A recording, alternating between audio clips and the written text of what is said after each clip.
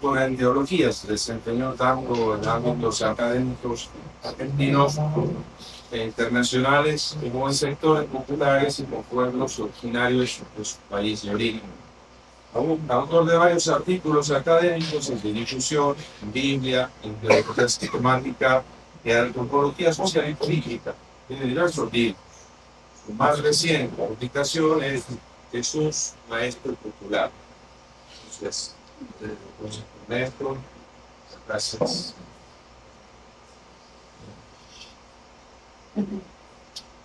Buenas tardes. Primero, gracias por acompañarme en esta patriada de hacer esta presentación.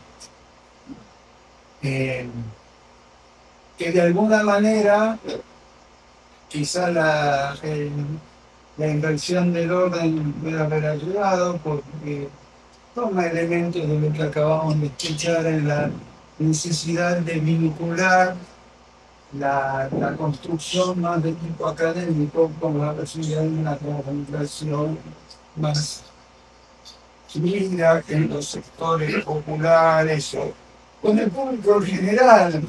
Vaya a saber qué quiere decir eso, pero es como lo suele mencionar. Y también el fondo que se nos propone en este encuentro, que es esa confrontación con lo que se ha llamado el fundamentalismo. Y ver de qué manera nos diferenciamos o no tanto de ese fundamentalismo. Lo primero que quiero señalar es que las lecturas fundamentalistas son lecturas contextuales. ¿Sí? No es que hay un fundamentalismo, sino que cada distintos contextos generan distintos tipos de fundamentalismos, si es que esa categoría puede ser todo lo abarcante que algunos suponen que es, y yo supongo que no. Pero esa es otra discusión que no viene al caso acá. Los fundamentalismos sintetizan discursos hegemónicos y se incorporan a paradigmas dominantes en el terreno político y económico. El fundamentalismo no es, y esto es otra de las cosas que quiero señalar, un discurso religioso o solamente religioso, sino que es la forma religiosa que toman otras expresiones. Y hay que ser cuidadoso entonces en qué entendemos por fundamentalismo en este y otros casos. Es posible ver cómo inciden en la vida cotidiana de los y las creyentes y ocupan un lugar significativo en las construcciones culturales y también en el ámbito popular. No es así, y después lo voy a fundamentar un poco más. No es así que el fundamentalismo baja y la gente lo cree. Se bajan ciertos mensajes y la gente construye sus propios fundamentalismos en base de ese mensaje. Los fundamentalismos también son construcciones culturales. El fundamentalismo que yo encuentro en un barrio popular de las afueras de Buenos Aires es distinto del fundamentalismo que puedo encontrar en el barrio de Recoleta, en la ciudad de Buenos Aires, y más distinto todavía del que puedo encontrar en un barrio popular en las afueras de Resistencia, donde la mayor parte de la población es población aborigen urbanizada. Y van a ser distintos esos fundamentalismos, porque ninguna cosa se recibe y se mantiene como es. Por eso estoy hablando también de la necesidad de trabajar antropológicamente los fundamentalismos. Las lecturas fundamentalistas nacen a partir de un contexto muy particular. James Barr, en su libro sobre el fundamentalismo, destaca como el literalismo bíblico es en el fondo deudor de los mismos supuestos modernistas que dice combatir. El fundamentalismo es un hijo del positivismo. No está en contra del positivismo. Toma el concepto de verdad del positivismo y pretende aplicar ese concepto de verdad a la palabra bíblica. Y leer la Biblia como se lee un informe científico. ¿Es cierto? Entonces toma ese concepto de verdad del positivismo, del informe científico, y pretende con eso leer la Biblia. Y ahí está el problema. El fundamentalismo no existe desde antes. La pretensión de los fundamentalistas en el sentido de que es la forma en que tradicionalmente se ha entendido la Biblia, no es así. Basta ver la historia de la interpretación para ver que durante siglos y siglos la interpretación bíblica era alegórica. No, los que han estudiado recuerdan las famosas 4 vías, ¿no? Lo que enseña la letra, lo que interpreta la alegoría, lo que propone la moral, lo que podemos esperar en la anagógica. O sea que cuando uno estudia, yo en algún momento escribí un pequeño trabajito sobre eso, toda la historia de la hermenéutica, vemos que el literalismo inerrante es un producto de fines del siglo XIX y que no forma parte de la construcción hermenéutica anterior a eso, y que aparece como reacción justamente a otras formas de hermenéutica que fueron los orígenes de lo que hoy llamamos los métodos histórico-clínicos. Se me va a ir el tiempo con todas estas cosas, pero yo me entusiasmo y ese es un problema. El fundamentalismo bíblico en sus cultores más eruditos es una muestra de ignorancia, sino simplemente de deshonestidad. Y ahí recuerdo que en la primera intervención, no me acuerdo quién fue que dijo que había un fundamentalismo ingenuo y un fundamentalismo doloso. ¿Cierto? De hecho, y me ha tocado en algún momento tomar conocimiento con algunos de los de quienes expresan más duramente la tradición fundamentalista, saben positivamente que están generando una lectura que no es consistente consigo misma. Saben que para poder sostener el fundamentalismo deben pasar por alto las inconsistencias propias de las diversas trayectorias bíblicas, la polisemia lingüística, los mundos referenciales, las asincronías redaccionales y los géneros literarios. Como me decía, voy a contar una anécdota aunque me pase del tiempo. En un diálogo con uno de estos, le digo, hay que entender la Biblia literal y letra por letra. Digo, bueno, Lucas dice, no tengan miedo, pequeña manada, vendan todo lo que tienen, denlo en limosna y hágase tesoro en el cielo, porque aquí en la tierra el orín pudre y corrompe. Digo, has vendido todos tus bienes y lo has dado a los pobres para seguir literalmente. Bueno, hay que interpretar. Entonces digo, porque fue una discusión viva siempre presente, ¿no? Entonces digo, bueno, si hay que interpretar. Dice, bueno, lo que pasa es que lo que aparece traducido como imperativo hay que traducirlo como indicativo. Y lo que aparece traducido como indicativo hay que traducirlo como imperativo. Ajá. Es decir, reconocen que necesitan falsear el propio texto que leen para poder mantener. Si uno mira dónde está la interpretación fundamental, especialmente en los sectores populares, de cómo funciona el fundamentalismo, y termino con esto, con el fundamentalismo, para ir entonces a la otra proposición.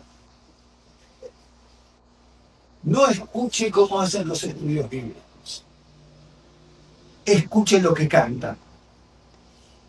Escuche lo que canta, porque en esos coros que se repiten 20 veces, ¿no es cierto? Tanto en iglesias pentecostales como en algunas iglesias históricas, como en iglesias carismáticas, católicas, que son los mismos, haga un análisis literario de eso y va a ver que en 50 canciones, yo me tomé el trabajo de hacerlo en 50 canciones, y cuando uno hace el mapa lingüístico, va a ver que son 8 o 10 palabras que componen el núcleo de esas 50 canciones. Y son las palabras poder, majestad, rey, dignidad, es decir, todas palabras que indican una comprensión de la Biblia como instrumento de poder.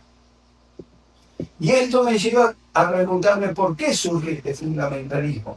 Justamente porque el poder eclesiástico en Norteamérica, donde surgió, había empezado a ser cuestionado, ¿no es cierto?, por el llamado modernismo. Entonces, para poder retener ese poder, había que quitarle el arma al modernismo. ¿Y cuál fue esa arma para quitarle al modernismo? La posibilidad de interpretar la Biblia con los métodos histórico-críticos en ese momento u otros. La verdad es lo que nosotros decimos, y entonces tenemos que aplicar el concepto hegemónico de verdad al texto bíblico para poder mantener la hegemonía.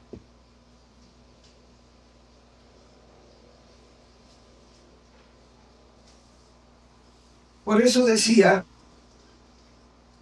el elemento que quiero agregar a estas paradojas del fundamentalismo es ese mensaje individualista y meritocrático con que se presenta la actual Biblia.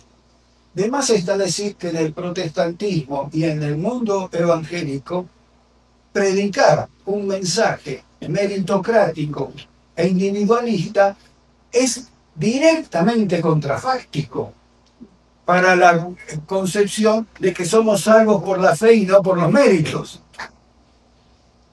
¿No es cierto? Pero sin embargo aparece todo el concepto meritocrático y el individualismo. Y curiosamente, digo, lo mismo pasa con la teología de la prosperidad, que no es teología ni asegura prosperidad, pero lo que produce es una captura de la subjetividad. Lo que produce es una captura de la subjetividad a través del texto bíblico. El texto bíblico es como un dispositivo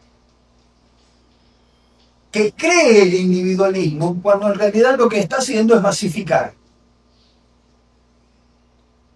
¿No? Pero esto no solamente en la Biblia, sino en cualquier otra expresión que tomemos, qué sé yo, desde el uso de ciertas formas de ropa, desde los tatuajes y demás. Todo el mundo se cree particular porque se ha tatuado algo y no nos damos cuenta que todos nos tatuamos. Y entonces lo que parecía un rasgo de individualidad no es sino la muestra más cabal de cómo se ha generado una masividad por la captura del deseo. Entonces, toda otra cosa. ¿Cómo confronto esto? En primer lugar, tomo agua. Mi problema es el entusiasmo. ¿Cómo confronto esto? Y ahí es donde yo digo entran estas dos herramientas, que es la antropología social y la narratividad, especialmente la etnografía. A esta masividad que incluso confunde el lugar del fundamentalismo en distintas configuraciones culturales, lo que necesito ver es cómo opera ese fundamentalismo en la vida cotidiana de las gentes que de alguna manera u otra se aferran a él. Porque como decía al principio, no en todas las configuraciones culturales Y utilizo la palabra configuraciones culturales y no simplemente cultura, porque una misma cultura en distintos ámbitos se configura de distinta. Esas mismas configuraciones culturales producen modelos de vida distintos, incluso sobre la base del fundamentalismo o de la interpretación fundamentalista de la Biblia.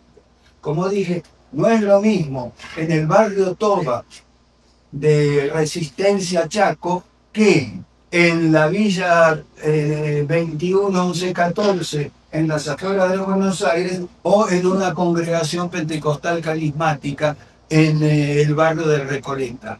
El mismo fundamentalismo produce relatos de vida completamente distintos. La pregunta es si es el mismo fundamentalismo. Y entonces, las historias de vida, la construcción narratológica aplicada a las historias de vida es lo que me permite ver dónde están las fisuras, dónde están las líneas de fuga de cada una de estas formas de fundamentalismo. Y a su vez, entonces, leer los relatos bíblicos también como informes etnográficos de la vida cotidiana de los creyentes, tanto en el Antiguo como en el Nuevo Testamento, para lo cual se presta tremendamente, porque si nosotros vemos nuestra Biblia, el 80% está construida de relatos, y el 20% restante de formas que tienen relatos por detrás que los sustentan.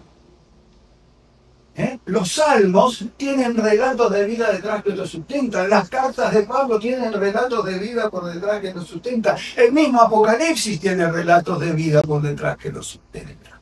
Entonces, construir o reconstruir con las técnicas narratológicas esos relatos de vida que encuentro en los lectores de la Biblia por un lado y en la propia escritura por el otro, y entrelazarlos, me ayuda a encontrar las líneas de fuga, para usar esta expresión, o sea, las brechas por donde yo puedo entrar a estas visiones fundamentalizadas. Digo fundamentalizadas y no fundamentalistas. ¿Cierto? No tengo tiempo porque me queda un minuto de 90 segundos.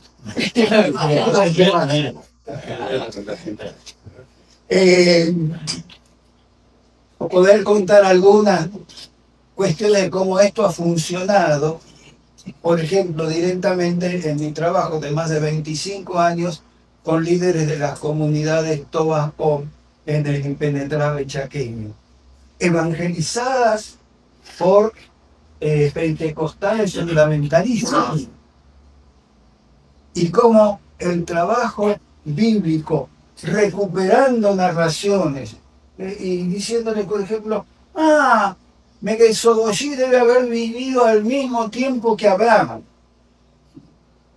Y entonces empezar a reconstruir sus relatos míticos con los relatos míticos de Israel, y por ejemplo, digo un ejemplo entre muchos, me ha ayudado justamente a encontrar las líneas de fisura por donde deconstruir la lectura fundamentalista.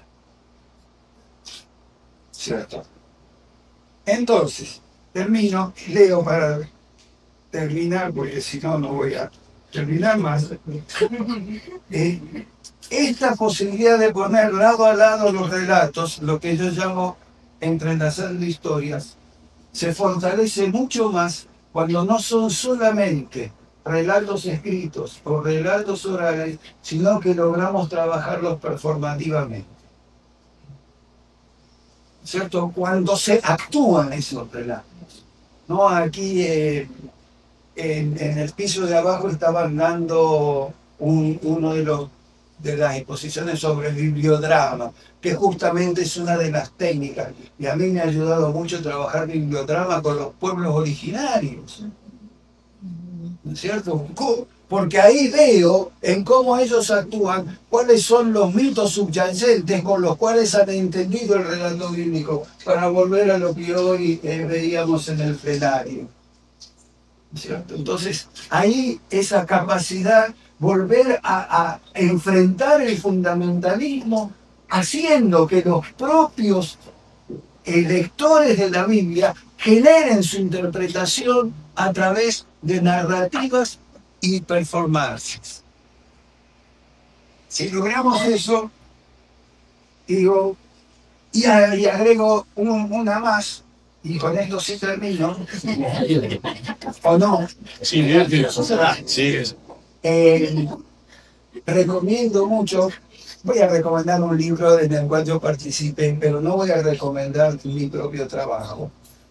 Recomiendo mucho el trabajo de Elsa Tames en la traducción de la Biblia a lenguas de señas. ¿Por qué? Porque las lenguas de señas no son solamente una traducción, es una resemiotización. Hay que, como ustedes saben, las lenguas son de señas y por lo tanto tienen una semiótica distinta que la lengua oral o que la lengua escrita. Y poder entender cómo eso ha significado una resemiotización del texto bíblico al trabajarlo en lenguas de señas. Y yo le agregaría a lo que dijo Elsa, es una resomatización del cuerpo bíblico, porque la lengua de señas implica poner todo el cuerpo en acción. Las manos, la cara, los gestos, la forma de pararse, todo eso influye en cómo uno resomatiza el mensaje bíblico en las lenguas de señas. Y esto necesariamente quiebra con las lecturas fundamentalistas. Entonces, digo, entrelazando historias en el cotejo de relatos, en la reconstrucción de los relatos a partir de los mismos lectores bíblicos desde sus propios relatos ancestrales o ocultos, no siempre ancestrales, porque lo mismo funciona a veces con grupos de jóvenes que ni tienen idea de dónde vienen las cosas que tienen en la cabeza. Ven que no puedo parar. Y hay que preguntarse cómo les llegaron esas cosas a la cabeza. ¿Por qué un joven de 18 años hoy recibe, acepta y actúa los mensajes de odio? ¿Qué ha pasado en la configuración cultural de ese joven para que este mensaje entre en la cabeza y no al escucharlo lo rechace inmediatamente? Para poder romper el fundamentalismo hay que entender cómo han funcionado también estos mensajes y estas formas de construcción de configuraciones culturales para poder acercarse a sus mundos vitales, hacerse cercanía vital, atrayéndolos también desde el mensaje liberador del Evangelio.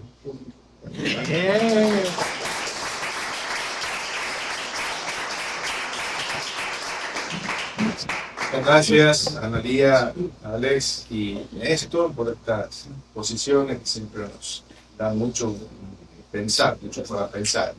Se ha logrado hacer la conexión.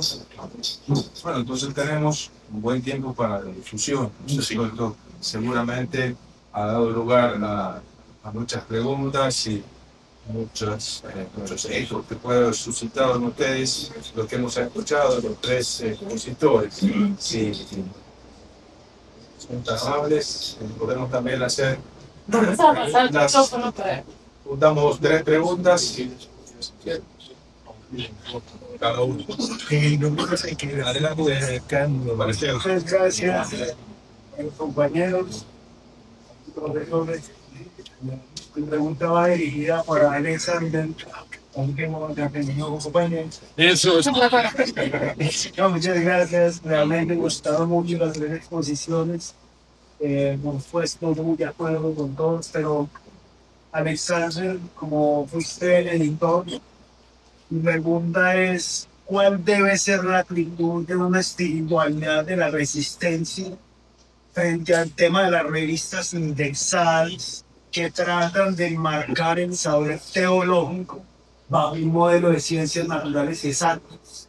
Es decir, ahora tenemos que escribir como se escriben las ciencias exactas, pero no somos nosotros, no hay resistencia, no hay crítica, no hay espiritualidad, no hay pastoral.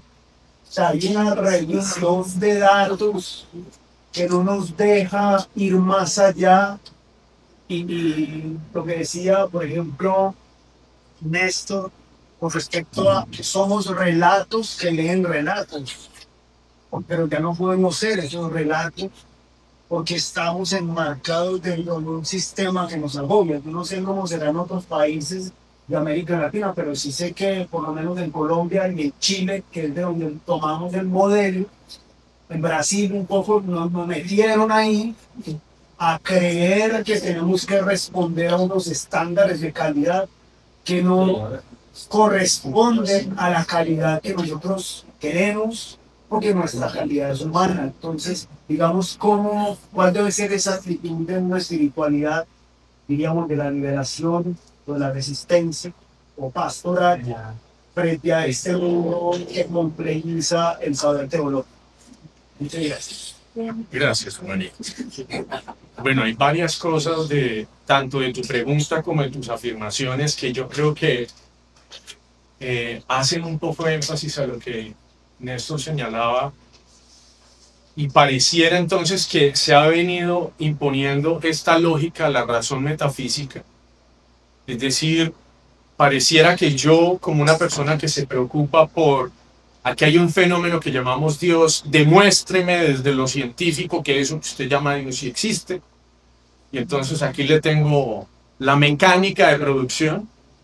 Mecánica de producción que si no es válida, luego entonces no entra revista indexada, no entra par ciego, no te califica dentro de un sistema de valoración que no solo viene de nuestros sistemas locales, sino que obviamente tú lo indicas, es una fuerza superior a nuestros esfuerzos. O sea, no hay manera de que podamos pelear contra ello. Me parece, sí, segunda cuestión, que hay unas lógicas narrativas, simbólicas, fenoménicas, que están buscando entre las grietas volver a salir. Y que no hay un espacio, y lo digo como editor, donde podamos recibirlas y decir, esto también es producción científica. Porque es la manera como, abro y cierro comillas, pensamos y construimos estas lógicas que para otros suenan extrañas. Escribir hoy, para los que queremos contar desde otras lógicas, no es tan fácil. La censura, lo dialogamos en el pasillo tú y yo, eso no es investigación, eso no es ciencia. ¿A usted cómo se le ocurre decir que eso que está presentando como un producto de investigación es ciencia? Esto no es válido. Qué pena, no te lo aprobamos. Y me paso ahora a la dinámica opuesta, que es muy interesante, y es como ya no hay nicho en la producción textual dura, llamémoslo así, producción digital también, porque también tenemos un campo.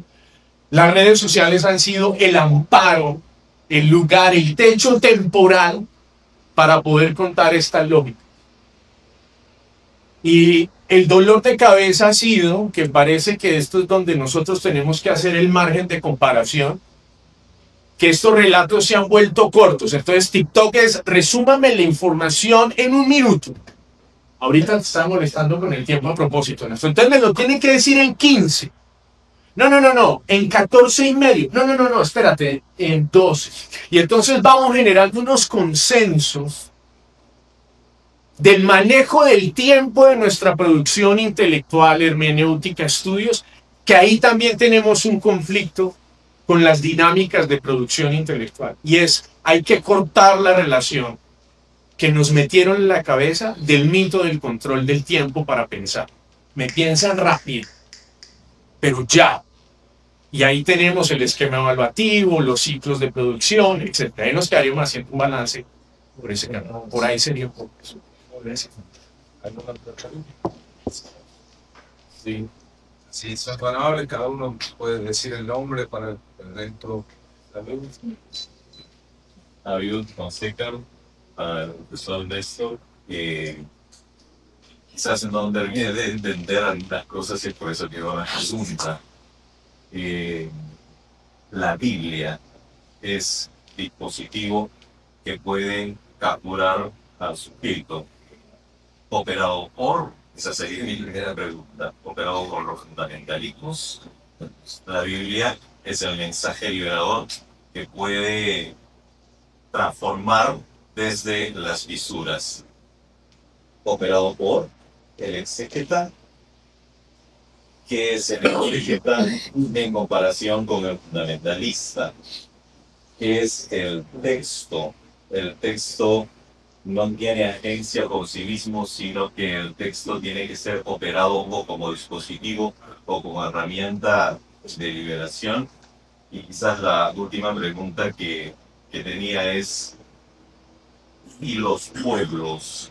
Los pueblos, cuando participan de esta captura del sujeto de derecho, ¿acontece una captura total o hay posibilidad siempre de antagonismo, como decía Laglo, en medio de una supuesta totalización, y son los pueblos que van encontrando también sus propios caminos de libertad en medio incluso de la dominación? Negro, no, pues, ¿Cuántos días tenemos? Eso. Porque aquí tendríamos que entrar justamente en cómo funciona el mercado. Curiosamente, porque el mecanismo de captura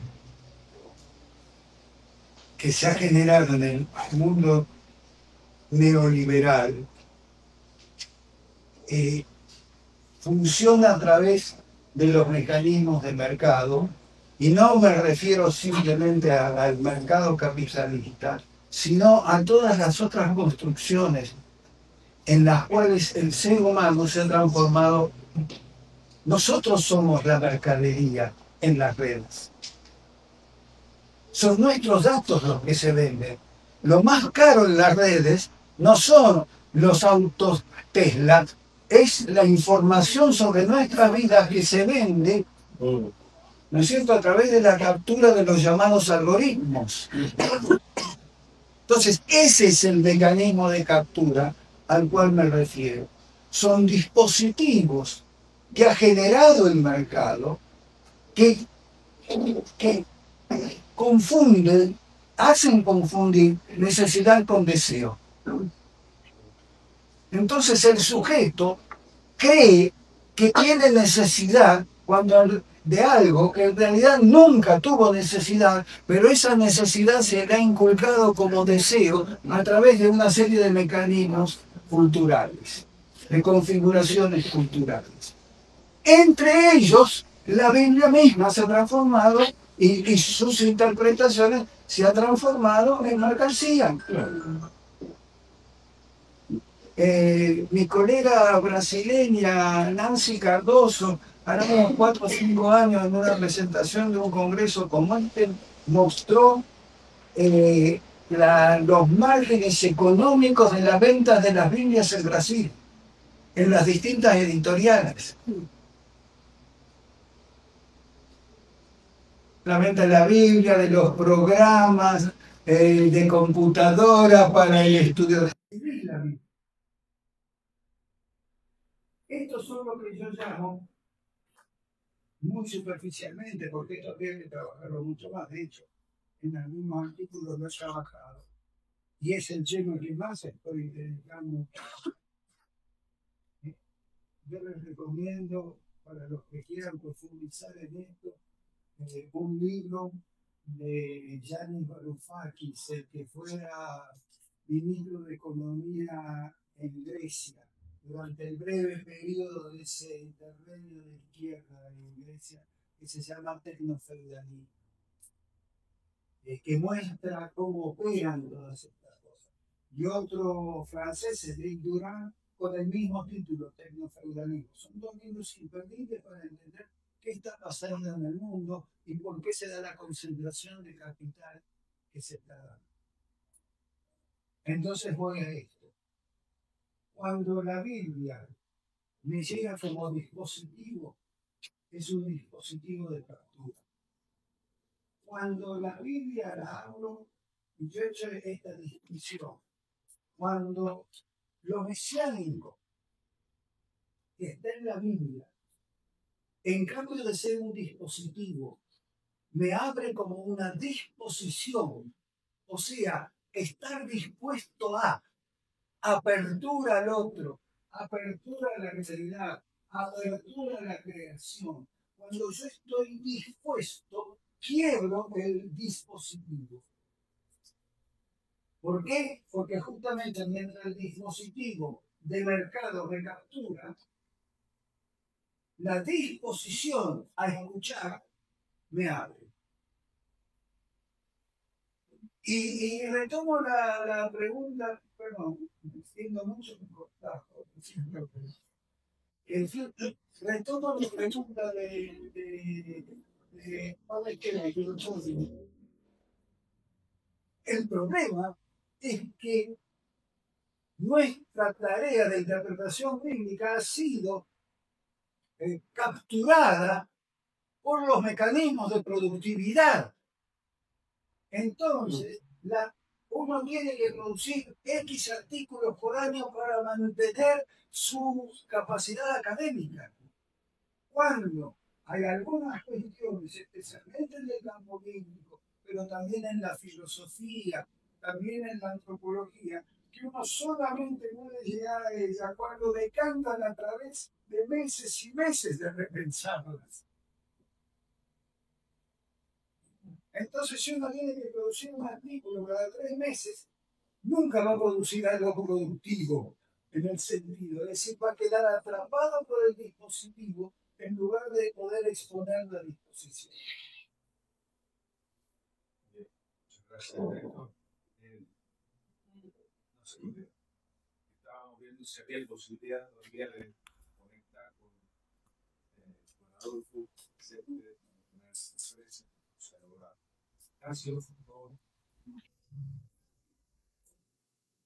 Sí, Miguel España.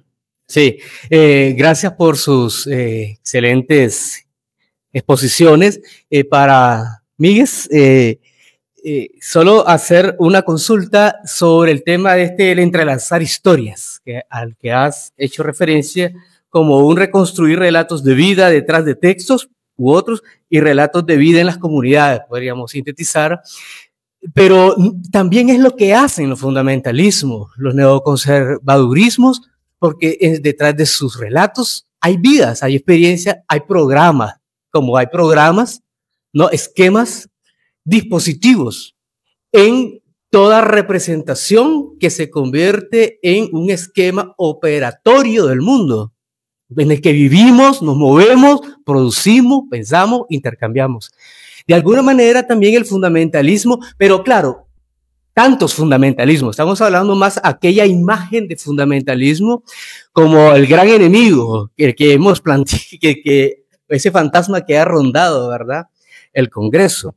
En ese sentido, entonces, ese entrelazar historias también sucede, es como una lucha entonces de tejidos, de programas, una lucha de tejidos, de programas, pero que está ahí, digamos, en las luchas de las capturas del deseo, como a Félix Guattari, ¿verdad?, etcétera, o el mismo Schaffer, ¿verdad?, que habla sobre el entrelazamiento, pero como un proceso de dominación de las misiones estadounidenses respecto acá a la iglesia evangélica en América Latina. Entonces, quisiera, digamos,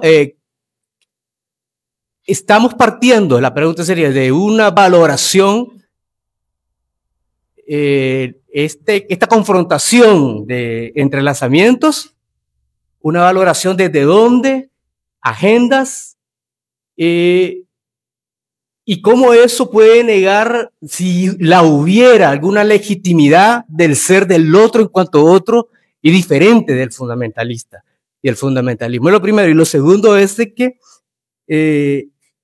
al hacer referencia al fundamentalismo, has dicho que es un proceso de masificación, de acuerdo. Pero a la misma vez me confunde un poco porque has dicho que también son diversas formas de que las personas en sus concreteses, ¿verdad? Y en sus comunidades asumen y se lo apropian a sí mismo. Por lo tanto, hay un proceso también de autoagencia, de alguna manera, de cómo las personas se apropian de esos discursos, modos, etcétera, que ya no es tanto una masificación en cuanto muy cerrada, sino un poco más también que requiere la agencia, la operación, la inteligencia de la otra persona. Son como esas dos dudas, una cosa así. Sí, no, estaban preguntas ambiguas que no quiero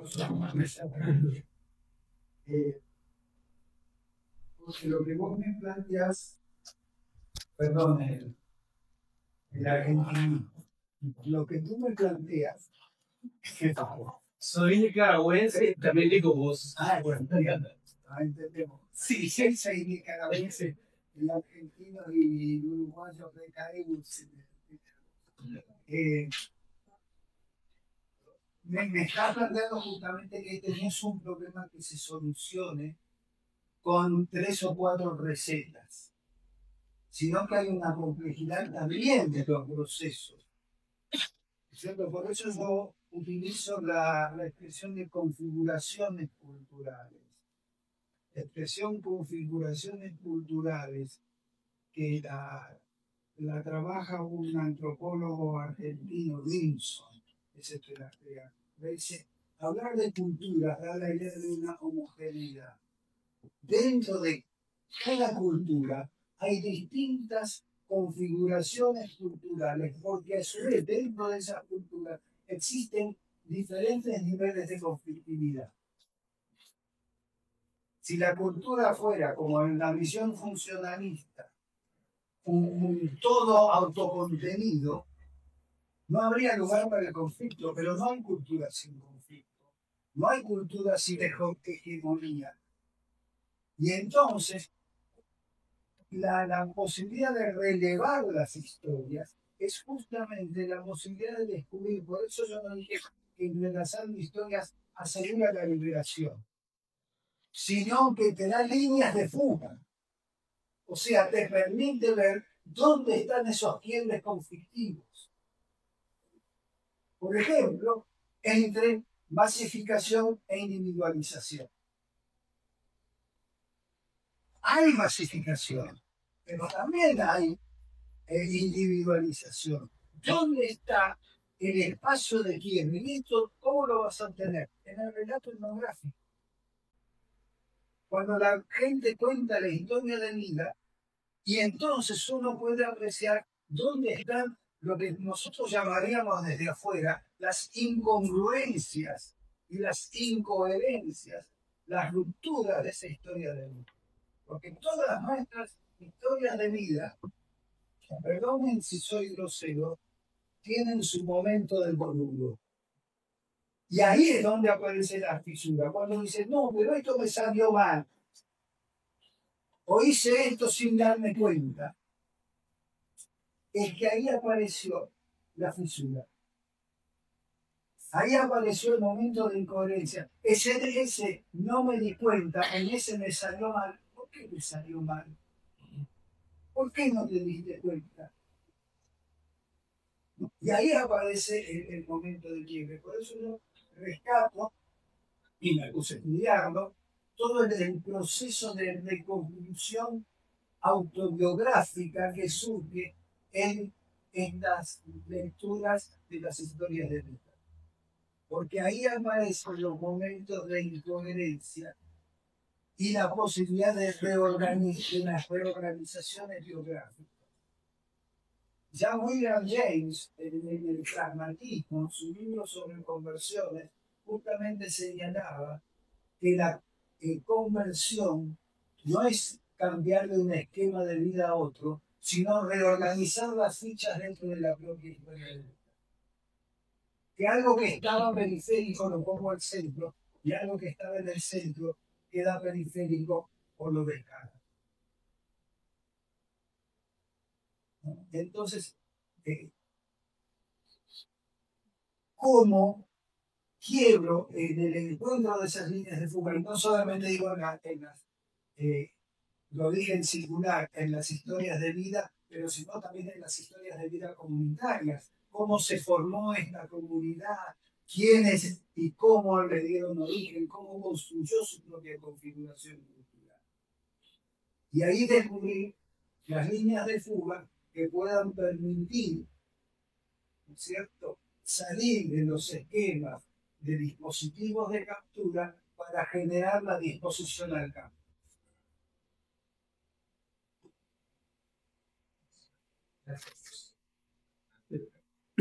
Sí, quien habló del fundamentalismo culposo y doloso fue yo.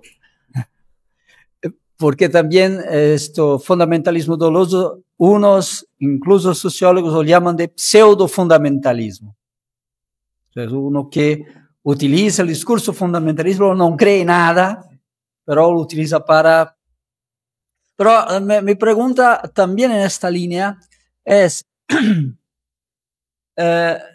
¿hasta qué punto nuestro trabajo puede combater no solo el fundamentalismo culposo de la gente, pero también el doloso, el que ideológico?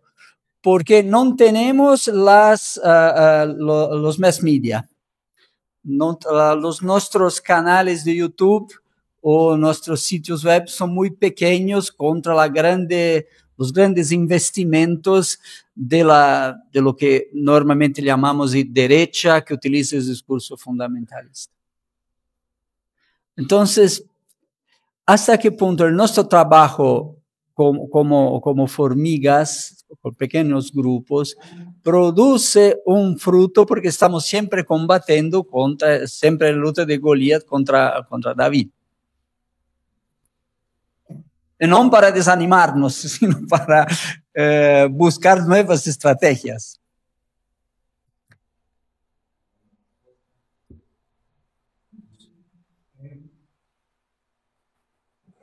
Voy a arrancar por otro lado. Sí.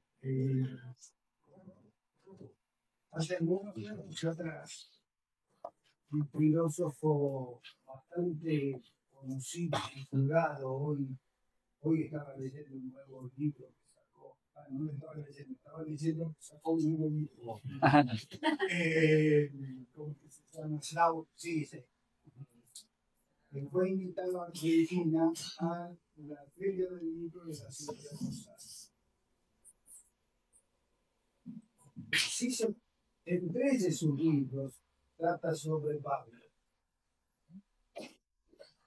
Y entonces un periodista le preguntó, ¿pero qué es un filósofo ateo, digamos, que está que se plantea los problemas políticos y demás? Estudia a Pablo. Y Zizek le responde,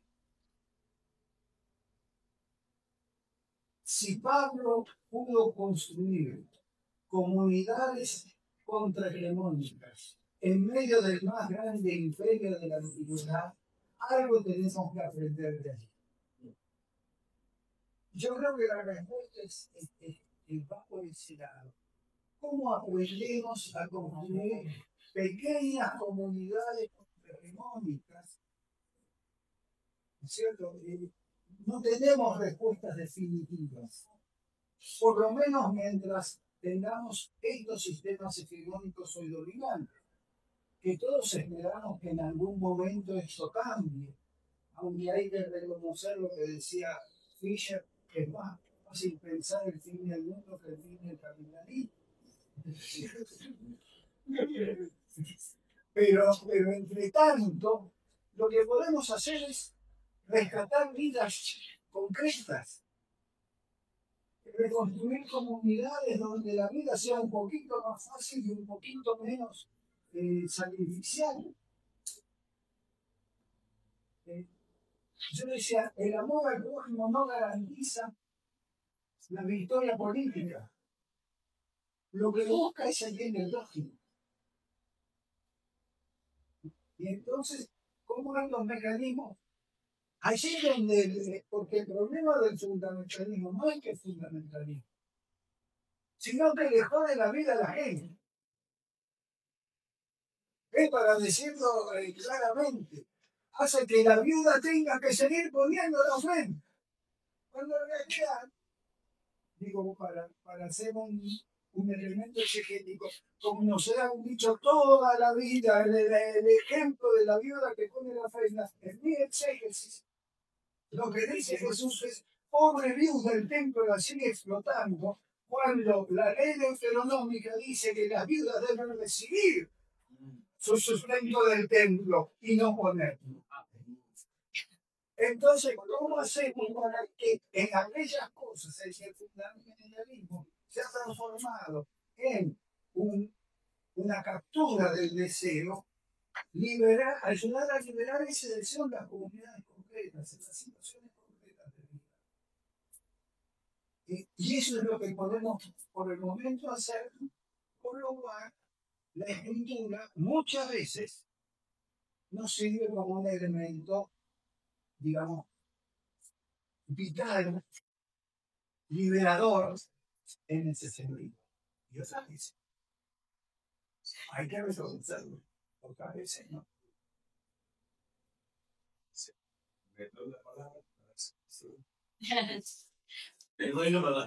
Se la damos. Bueno, mi pregunta va dirigida a Analía, sobre todo, porque me ha interesado mucho este relato que has hecho del origen de la traducción, del modo. Yo no estaba informado sobre todos los detalles de la Biblia latinoamericana, a pesar de que la hemos usado desde los 11 años, creo, ¿no es cierto? Es decir, esta reelaboración permanente que ha tenido y sobre todo el origen de la traducción, la confrontación o la interacción permanente con la vida de las personas, de la gente, y tampoco sabía que se había reproducido el mismo esquema en otras lenguas. ¿Nos podrías contar un poquito más de detalles? Porque justamente en las conversaciones en estos días en el Congreso ha salido en varios grupos la preocupación por las traducciones como un tema clave.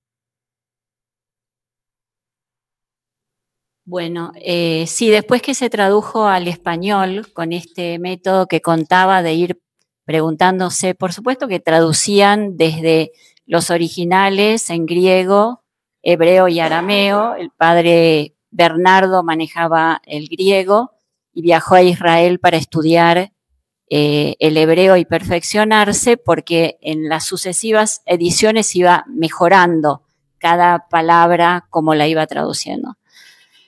Y una vez que estuvo traducida al español, entonces él viaja primero a España, después a Francia, iba haciendo conexiones y quería entrar en Oriente.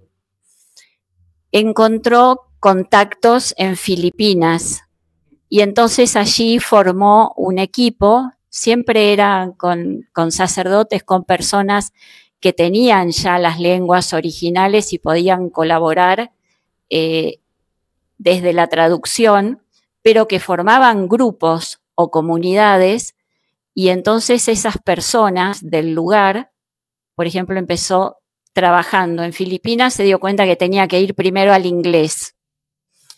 Y una vez que tuvieron la Biblia en inglés, con estas personas y comunidades, iban buscando las expresiones en tagalo, ilongo y cebuano, que son las 3 lenguas propias de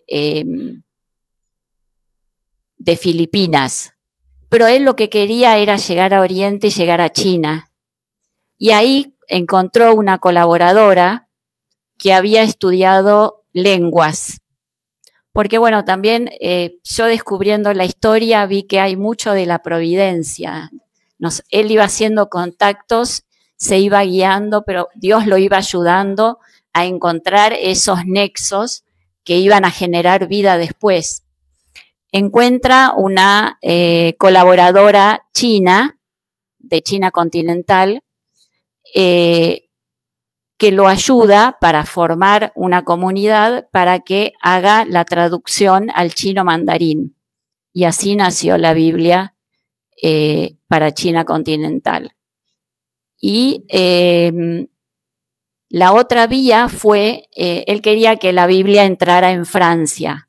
Bueno, él no lo logró porque como tenía lenguaje sencillo, los obispos de Francia no lo aceptaron, pero sí pudo trabajar la Biblia en Congo para que llegara en francés al África.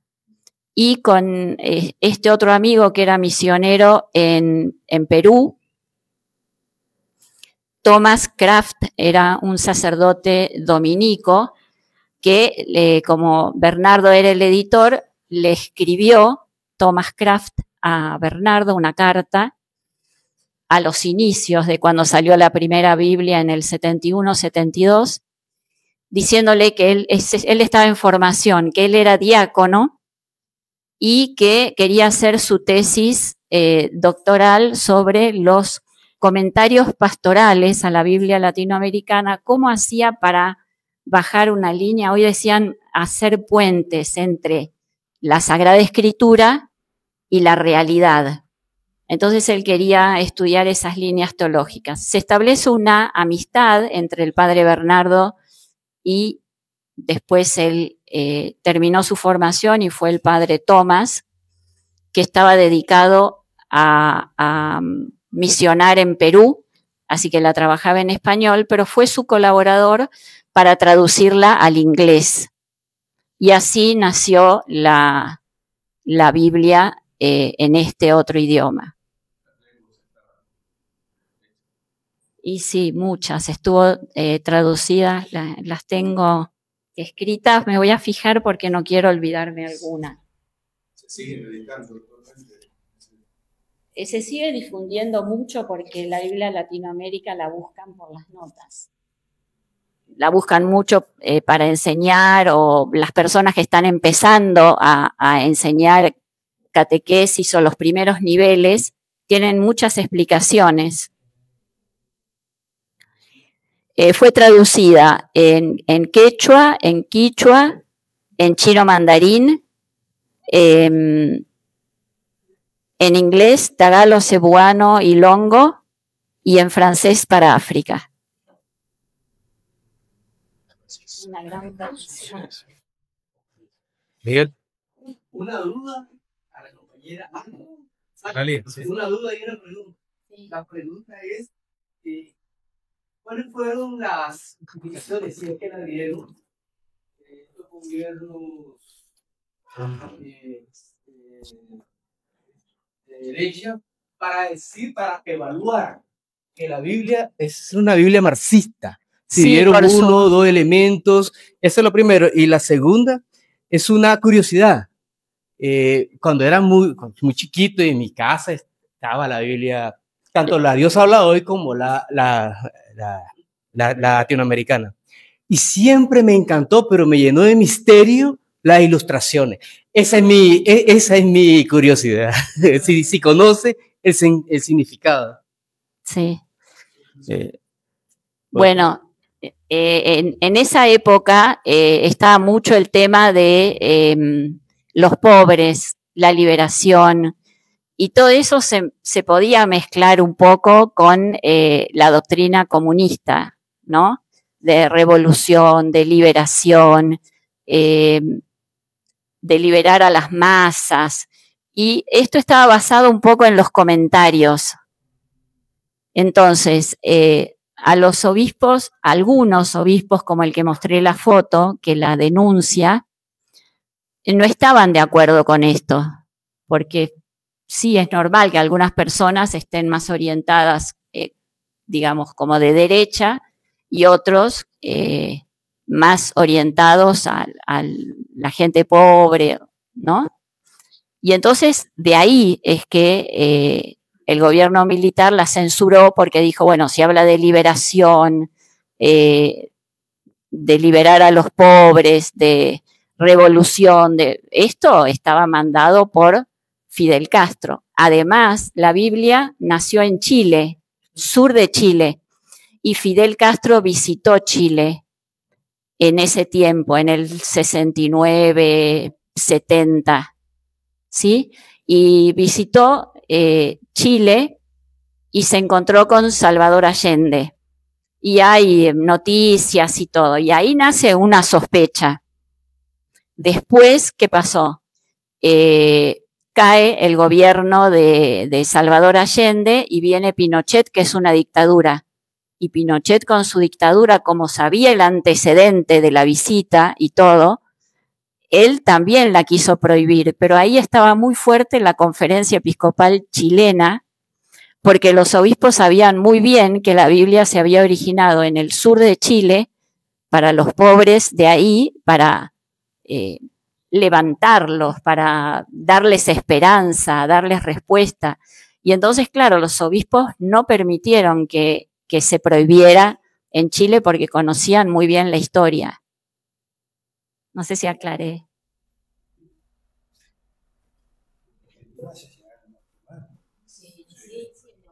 Sí, algunos llegaron. Sobre todo era una de las ediciones, porque como ha dicho Analía, ha habido ¿cuántas? 40, ¿no? 113. En 40 años, 113 ediciones. Y ninguna edición es exactamente igual a la anterior. Creo que tengo 3 en casa, la de mi mamá también. Y no son iguales ninguna. Cambiaban las notas, cambiaban algunas traducciones y cambiaban las fotos. Entonces en alguna decía Babilonia la Grande y era la Quinta Avenida en la imagen, ¿no es cierto? Entonces, por ejemplo, a veces eran como muy picantes, digamos. Martin Luther King y Helder Cámara eran imágenes de profetas. Pero bueno, era una actualización interesante, ¿no? ¿Quién seguiría por aquí? Adelante. Buenas tardes, gracias por las reflexiones, exposiciones de los tres. Mi pregunta es para Ana. ¿Cuáles serían esos puntos que se irían corrigiendo según el consultor que tuvo en sus manos la edición, que se irían corrigiendo en el camino de esta edición precisamente, la que él en ese contexto tenía, pues? Y si esto al final fue posible, hacer esas correcciones, o si tenía que ver con la traducción del texto, o ¿cuáles serían? Las correcciones que iba haciendo eran de diverso modo. Él corregía mucho las notas pastorales porque iba avanzando en su pensamiento y en el trabajo pastoral que tenía con grupos. Entonces él iba creciendo también en su tarea pastoral. Entonces veía que esto ayudaba más, esto ayudaba menos. Y también, como conté al principio, la primera Biblia salió en condiciones precarias. Él fue recibiendo muchas críticas de algunas personas que le iban diciendo esta expresión, esta otra expresión. Entonces él, con una pasión muy grande, dedicó su vida a esto.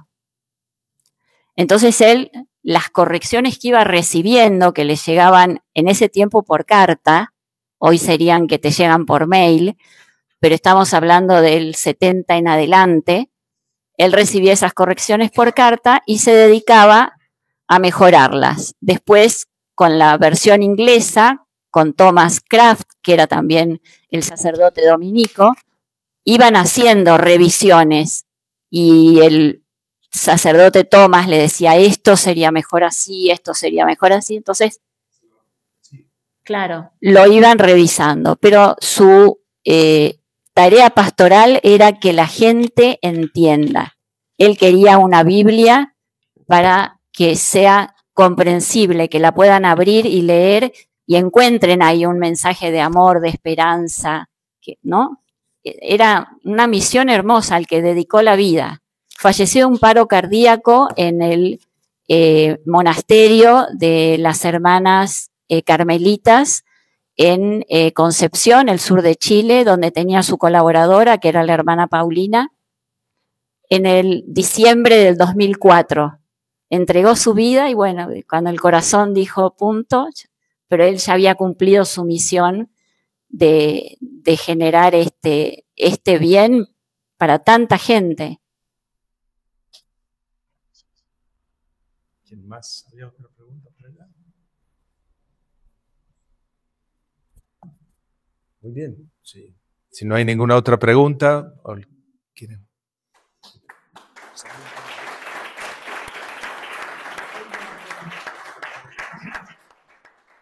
Bueno, muchísimas gracias a los tres.